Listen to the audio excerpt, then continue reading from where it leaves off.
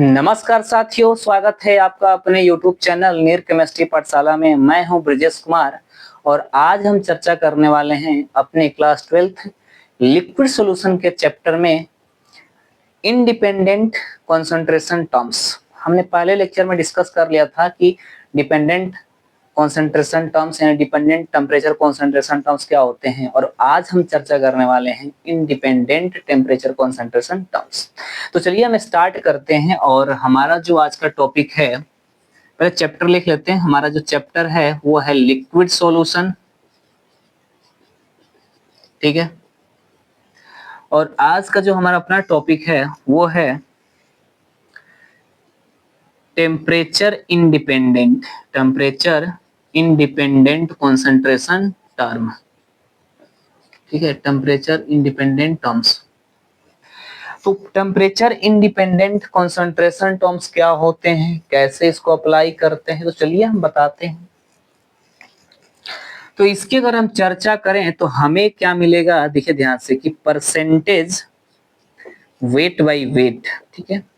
तो percentage weight by wait क्या होता है, देखो इसमें वॉल्यूम नहीं है, इंडिपेंडेंट होगा। तो हमेशा ऊपर वाला किसकी बात करता है, वेट ऑफ सॉल्यूट की बात करता है ग्राम में। दूसरा ये किसकी बात करेगा, वेट ऑफ सॉल्यूशन की बात करेगा, इनटू कितना 100। परसेंटेज की बात कर रहा है तो 100 की बात करेगा, ठीक है। चलिए एक हो गया। दूसरा हम एक छोटा सा और यहाँ पे है, जिससे मोल फ्रैक्शन भी है, मोलैलिटी भी है, तो अभी उसको चर्चा नहीं करेंगे। छोटे छोटे कुछ पॉइंट्स हैं, उनको हम देख लेते हैं, फिर इनको हम कवर करते हैं। तो सेकंड है कि परसेंटेज, या ऐसे लिख लो, परसेंटेज तो नहीं, पीपीएम वेट बाय वेट, ठीक है। Ppm wait by wait. Ppm wait by wait क्या होते हैं, देखो। तो अगर पीपीएम वेट बाय वेट निकालने चलो तो ये हो जाएगा वेट ऑफ सॉल्यूट ग्राम में अपॉन वेट ऑफ सॉल्यूशन ग्राम में इंटू 10⁶। देखो पीपीएम है, पीपीएम का मतलब होता है पार्ट्स पर मिलियन। तो मिलियन की बात करेंगे तो कितना होगा, 60 लगेगा ना, 10⁶। तो ये क्या है, टेम्परेचर इंडिपेंडेंट के कॉन्सेंट्रेशन टर्म्स हैं। देखो इनमें कहीं वॉल्यूम नहीं आ रहा है, नहीं आ रहा ना। तो आप एक बार इन्हें कॉपी करें, फिर इस पर एक आध क्वेश्चन कर लेते हैं, फिर हम अपने मेन टॉपिक पे आते हैं। तो कॉपी कर लें, फिर हम आगे मूव करते हैं।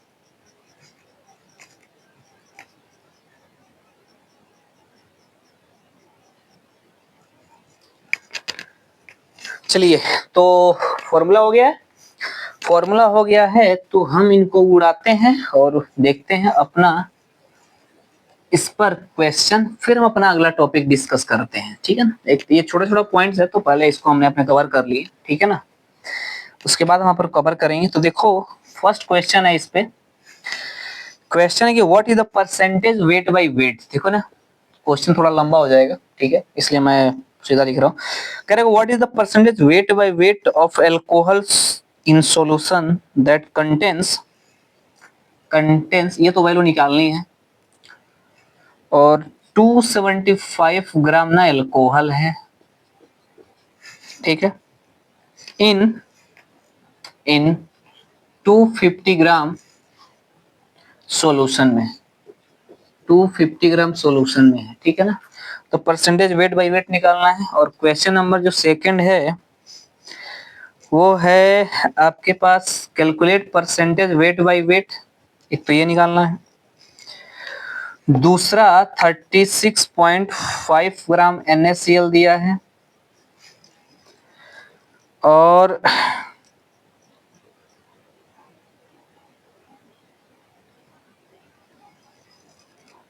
कह रहे कि 355 ग्राम सॉल्यूशन दिया है। 355 ग्राम क्या है, सॉल्यूशन है, ठीक है। चलो दिया तो निकाल लेते हैं।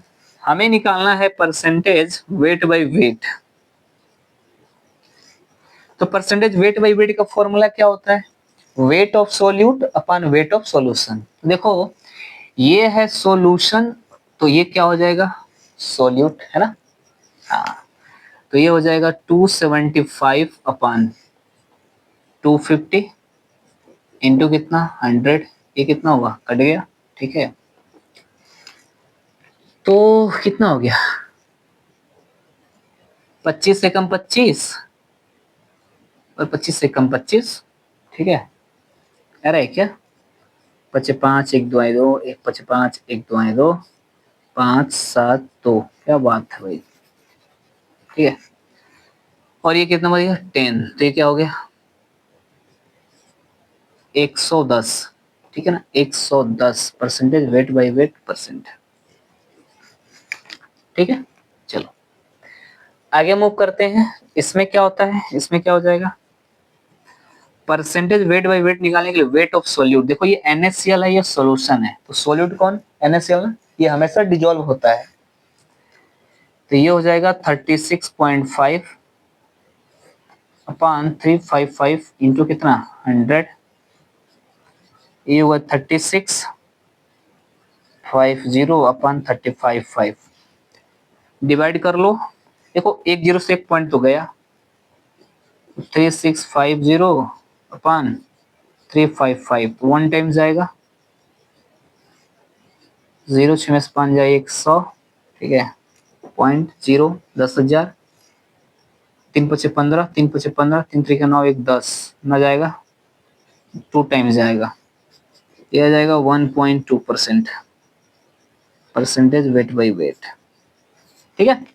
तो इस तरह हम क्या करते हैं, छोटे छोटे क्वेश्चंस दिए रहते हैं, इस पर हम सॉल्व कर लेते हैं। मैंने बोला था ना डायरेक्टली नहीं आएगा, लेकिन दिया है तो पढ़ लेते हैं, ठीक है ना, ऐसा छोटे छोटे क्वेश्चंस इस पर पूछ लेते हैं। ये कॉपी करें, फिर हम अगले अपने टाइप ऑफ क्वेश्चन की बात करते हैं, टॉपिक की बात करते हैं, ठीक है ना।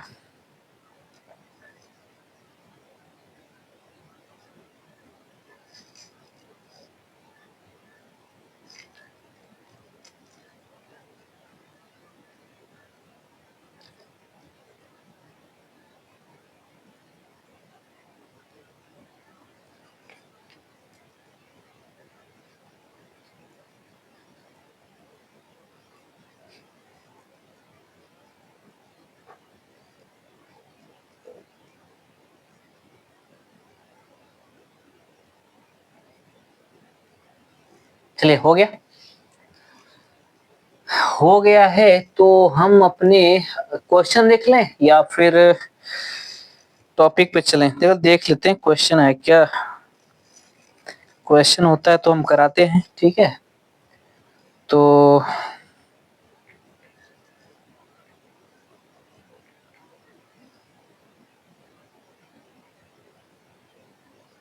ठीक है, चलो क्वेश्चन तो कुछ खास नहीं है, ठीक है, कुछ क्वेश्चन खास नहीं। चलो अपने टॉपिक पे आते हैं ना, ठीक है, टॉपिक पे आते हैं और देखते हैं क्या है। एक क्वेश्चन है, एक क्वेश्चन आप देख लो। एक क्वेश्चन कह रहा है पीपीएम पे है, ठीक है ना, तो पीपीएम पे आप देख लो पीपीएम में क्या करता है, ठीक है।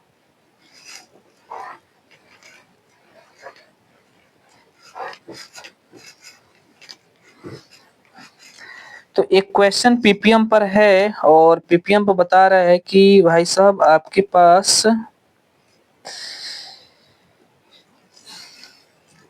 कह रहा है कि आप तो पहले पीपीएम वेट बाय वेट क्या करो निकालो, और 18.2 ग्राम तो जिंक दिया है, जिंक 2+ दिया है, सॉल्यूशन दिया है 7.5 ग्राम सैंपल दिया है, ठीक है ना, सॉल्यूशन का सैंपल दिया है, ठीक है। चलो निकाल लेते हैं। देखो परसेंटेज आ रहा है, पीपीएम निकालना है ना, वेट ऑफ सोल्यूट, ठीक है ना, तो वेट ऑफ सोल्यूट क्या होगा, देखो ये जिंक है, सोल्यूट है, हमेशा डिजोल्व होगा, तो हो जाएगा 18.2 अपान 7.5 इंटू 10 टू पावर कितना 6, देखो पॉइंट से पॉइंट तो गया, ठीक है। अब ये इसको डिवाइड कर तो कितना आएगा, 3 पचे 15 5 3 छक 18 3 नहीं 2 2 पचे 10 को 0 2 7 14 1 15, ठीक है, चलो डिवाइड कर लो, ये हो जाएगा 182/75। 182 को डिवाइड करो 75 में, 75 दूना कितना, 150, ठीक है, 3×5 = 15, तो 75 दूना 150, 150, 32.0, 320, तो 75 दूना 150, 150 कितना, 300, तो 4 पॉइंट समथिंग, ठीक है, 4×25 को 0 तो 30, ठीक है, तो कितना आ रहा है अप्रोक्सीमेटली, कितना आ रहा है, 2.4 आ रहा है ना, 2.4 आ रहा है, ठीक है, तो ये आ रहा है इंटू 10⁶ आ रहा है 2.4 इंटू 10⁶, देखो एक डिजिट बाद है ना, पॉइंट उड़ा दो, ये हो जाएगा 24 इंटू 10⁵, क्या आ गया, पीपीएम, पीपीएम क्या आ गया, वेट बाई वेट। तो इस तरह क्या है ना, छोटे छोटे क्वेश्चन दिए रहते हैं इन पर, है ना, तो ऐसे इसको सॉल्व करते हैं, ठीक, चलिए इन्हें कॉपी करें, फिर हम अगले अपने मेन टाइप ऑफ टॉपिक पर बात करते हैं।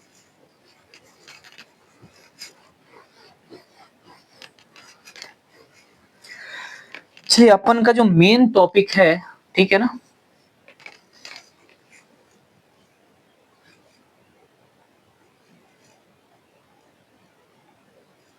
अपना जो मेन टॉपिक है वो है mole fraction. Mole fraction, mole fraction क्या होता है, कैसे इसको डिराइव करते हैं, तो चलिए हम स्टार्ट करते हैं, देखते हैं कि मोल फ्रैक्शन क्या होता है, ठीक है। देखिए हमारे पास, अच्छा पहले इसको ना स्टेटमेंट लिख लो आप, ठीक है ना, या डेफिनेशन लिख लो, स्टेटमेंट लिख लो, ठीक है, डेफिनेशन लिख लो,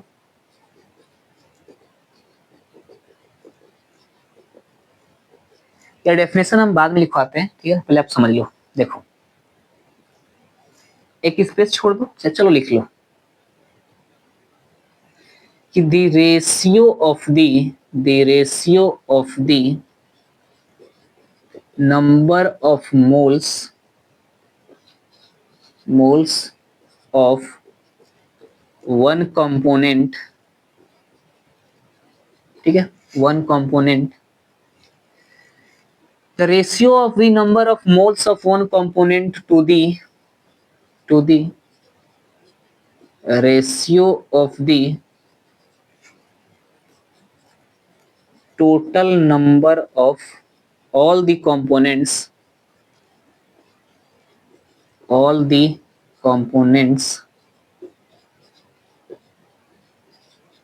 present in the solution is called mole fraction, है ना।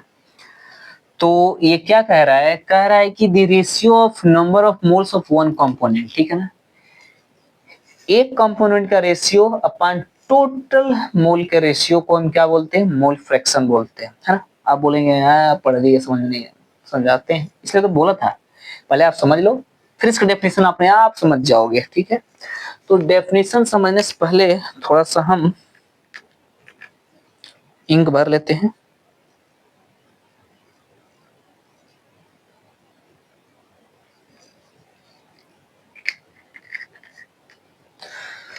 चलिए तो देखिए अपना जो है ना, इसलिए डेफिनेशन जल्दी समझ में नहीं आता है, मतलब क्या होता है ना, फिगर बना लेने पर अच्छे से हमको क्लियर हो जाते हैं, ठीक है। तो देखो फिलहाल रहने दो, हम बात करते हैं। देखो एक कंटेनर यहाँ है, एक कंटेनर यहाँ है, ठीक है, इसमें हम क्या लिए हैं, सोल्यूट, इसमें हम क्या लिए हैं, सॉल्वेंट, ठीक है, प्योर सोल्यूट प्योर सॉल्वेंट, ठीक है। इस सोल्यूट का मोल फ्रैक्शन है ए, इस सोल्यूट ए है, सॉल्वेंट कैसा है बी, तो ए है तो इसका मोल फ्रैक्शन ए होगा, ये सॉल्वेंट है तो इसका, सॉल्वेंट बी है तो इसका मोल फ्रैक्शन कितना होगा, एक्स बी, ये ए है तो इसमें मोल कितना होगा, एन ए, ये बी है तो इसमें मोल कितना होगा, एन बी होगा ना। चलिए अब मैं इन दोनों को क्या कर रहा हूं, मिक्स कर दे रहा हूं, सॉल्यूट और सॉल्वेंट को क्या कर रहा हूं, मिक्स कर रहा हूं, बताओ क्या होगी। आप जानते हो ना कि यदि मैं सॉल्यूट और सॉल्वेंट को मिक्स करूं तो सॉल्यूशन बनेगा। तो ये क्या बन गया, सॉल्यूशन बन गया। चलो, जब मिल गया तो इसमें दोनों आ गए,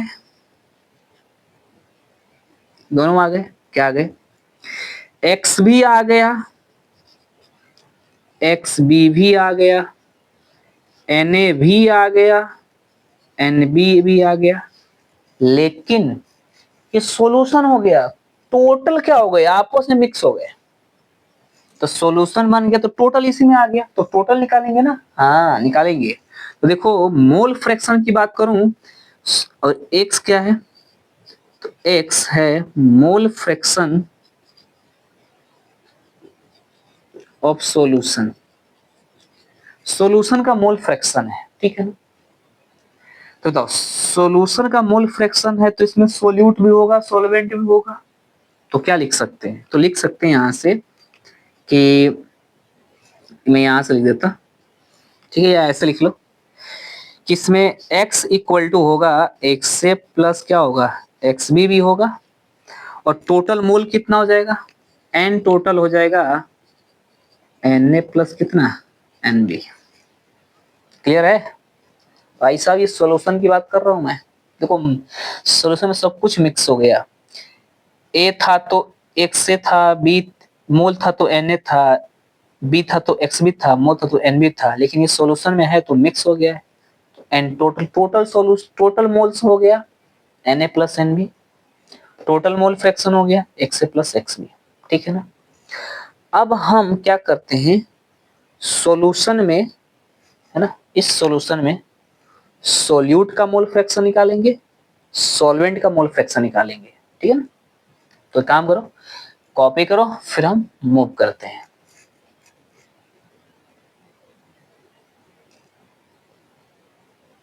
कॉपी हो गया, चलो हो गया है, तो आप देखो कि हम यहाँ पे क्या करते हैं।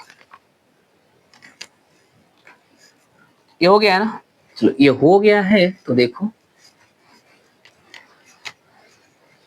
यहाँ पे कि हम यहाँ पे एक कंटेनर लिए थे, एक यहाँ कंटेनर था, ठीक है, ये ए था ये बी था, हमने मिक्स किया, क्या मिल गया, सॉल्यूशन मिल गया। x equal to x A plus क्या मिला था, एक्स बी, और एन टोटल क्या मिला था, n B plus n A plus n B. Clear है, इसका मोल फ्रैक्शन एक्स ए था, मोल एन ए था, इसका मोल फ्रैक्शन एक्स बी था, मोल क्या था, एन बी था ना। चलो अब हम यहां से निकालेंगे पहला कि मोल फ्रैक्शन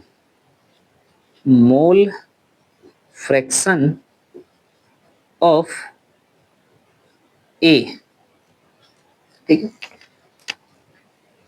इसमें ए और क्या है प्लस बी भी है मिक्स, तो इन सॉल्यूशन में से मैं एक का निकाल रहा हूं, एक का निकाल रहा हूं, तो मोल फ्रैक्शन ऑफ ए, ठीक है ना। अच्छा यहां पे डेफिनेशन लिखो ना, मोल फ्रैक्शन लिख लेना कि it is denoted by capital x, ठीक है ना, ऐसे मोल फ्रैक्शन, ऐसे इसको तो काई से दिखाते हैं, लेकिन हम तो एक्स पढ़ते हैं, ठीक है अपन लोग।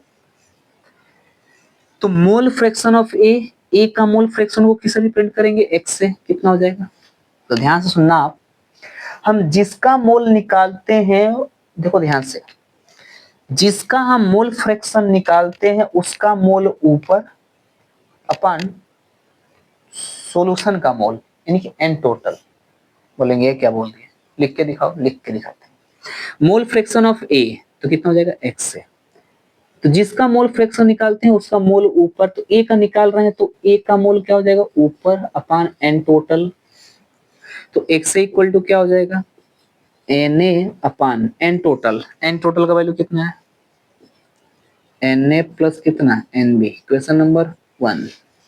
दूसरा देखो, मोल फ्रैक्शन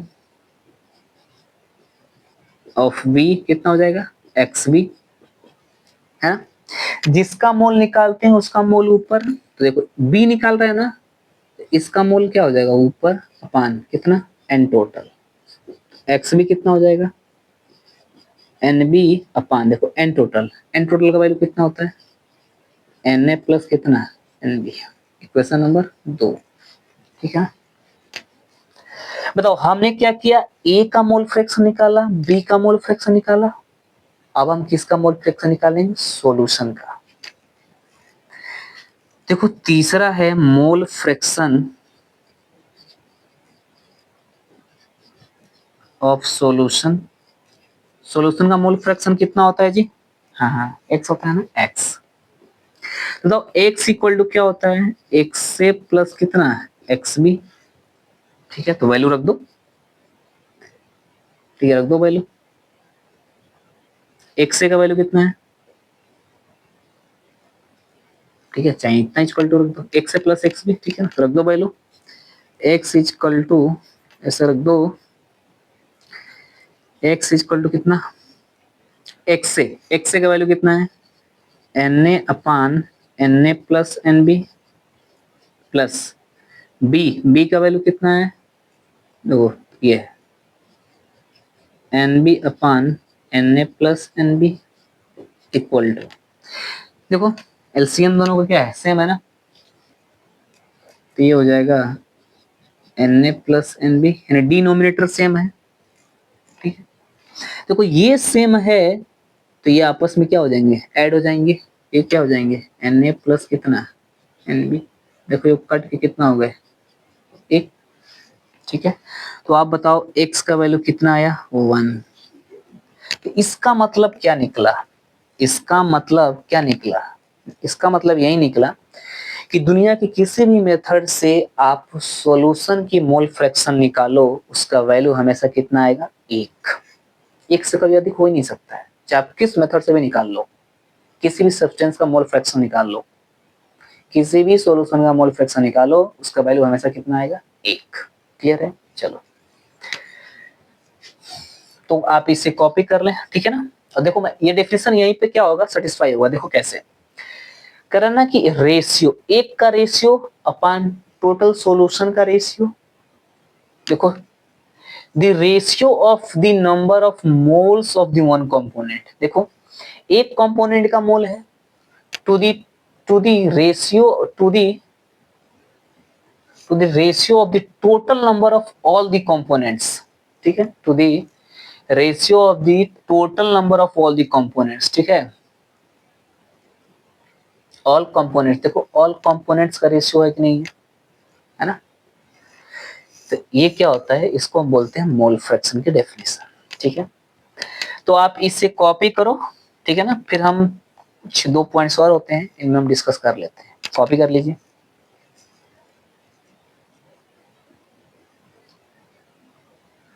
चलिए कॉपी हो गई है तो हम आगे बढ़ते हैं और देखते हैं अपना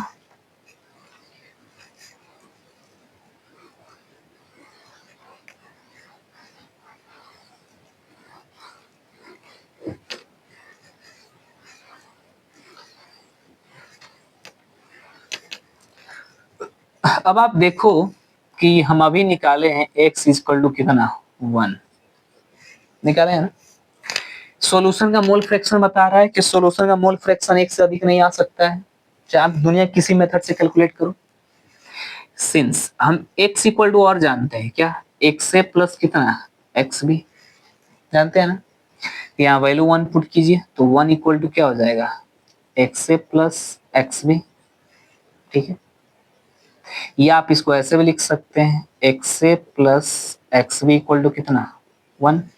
तो अगर x का वैल्यू हमें निकालना हो तो कैसे निकालेंगे, 1 माइनस एक्स बी। दूसरा अगर हमें एक्स बी का वैल्यू निकालना हो, ये निकालना हो, ये किसी काम का नहीं है, उसको उधर भेज दो, प्लस इधर उधर जाएगा तो क्या हो जाएगा माइनस का, तो 1 माइनस कितना एक्स से। नहीं हमें थोड़ा सा आसान हो जाता है कि किसी एक कंपोनेंट का मोल फ्रैक्शन मिल गया है, दूसरे कंपोनेंट का निकालना है तो 1 में से पहले का माइनस कर देंगे तो दूसरे का मिल जाएगा। क्लियर है ना। तो इस तरह हम क्या करते हैं, मोल फ्रैक्शन निकालते हैं, ठीक है।